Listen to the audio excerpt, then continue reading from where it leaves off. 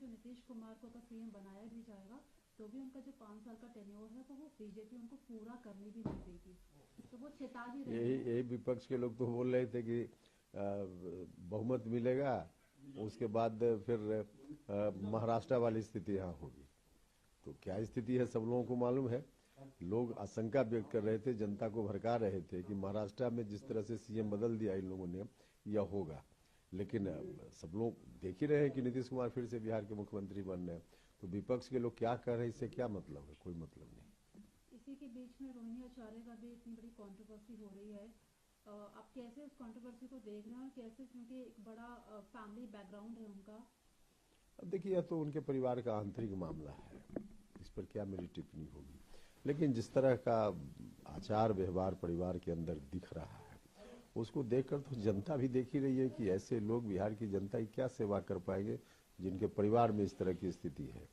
तो यह जनता देख रही है, और यही एक बड़ा कारण यह भी है कि इनको बार बार जनता रिजेक्ट कर रही है। इसके पीछे एक बड़ा कारण यह भी है, लेकिन कुल मिला जुलाकर उनके परिवार का इंटरनल मैटर है। क्योंकि शपथ के लिए भी कहा जा रहा है कि आने वाली 20 तारीख को शपथ हो सकती है, तो आप क्या एक्सपेक्ट कर रहे हैं अपने लिए या अपनी पार्टी के लिए, क्या नहीं नहीं, पोजीशन? हमारी पार्टी के लिए क्या एक्सपेक्ट करना है वो एक अलग विषय है। जो कुछ भी इस संदर्भ में बात होती है तो एनडीए के इनर सर्किल में वहाँ बात होती है, और जो कुछ भी तय होगा वो सबके लिए तय होगा, सबके लिए मान्य होगा। कल आपने धर्मेंद्र प्रधान के साथ भी मुलाकात की है। मांझी जी कह रहे हैं कि हम कुछ एक्सपेक्टेशन नहीं कर रहे हैं, लेकिन पार्टी उनकी इतनी छोटी है कि वहां पर कसक है कि एनडीए की तरफ से उनकी पार्टी को बढ़ावा शायद नहीं मिल रहा है।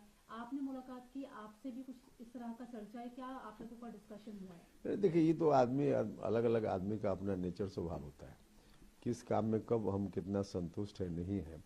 और हमेशा आदमी को अपने आप में संतुष्ट रहने का प्रयास करना चाहिए, ये व्यक्तिगत बात है। अदरवाइज कितना भी किसी को मिल जाए, वो बहुत सारे लोग हैं जो कभी संतुष्ट नहीं होते। जो व्यवहारिक स्थिति है उस पर भी आदमी का ध्यान होना चाहिए। तो कुल मिला जुलाकर इसलिए उनका क्या बयान है उनका विषय है। हमने कहा कि आपस में एनडीए के अंदर जो विमर्श के उपरांत चीजें तय होती है वह सबके लिए, हमारे लिए भी है। सर आखिरी सवाल है, मक्का से आते वक्त एक गाड़ी का एक्सीडेंट हो गया है, कुछ लोग उसमें बिहार के भी थे जिनकी डेथ हो गई है, कुछ हैदराबाद के भी हैं।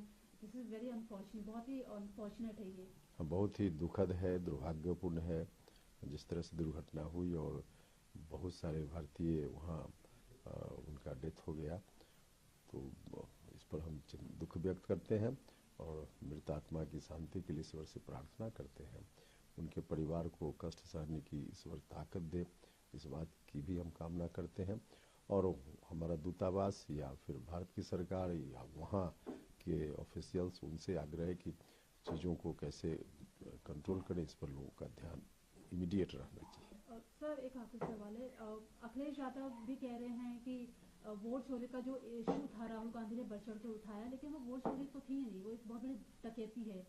पावर का इस्तेमाल हो रहा है, 14,000 करोड़ रुपए विश्व बैंक के लेकर महिलाओं को दिए हैं।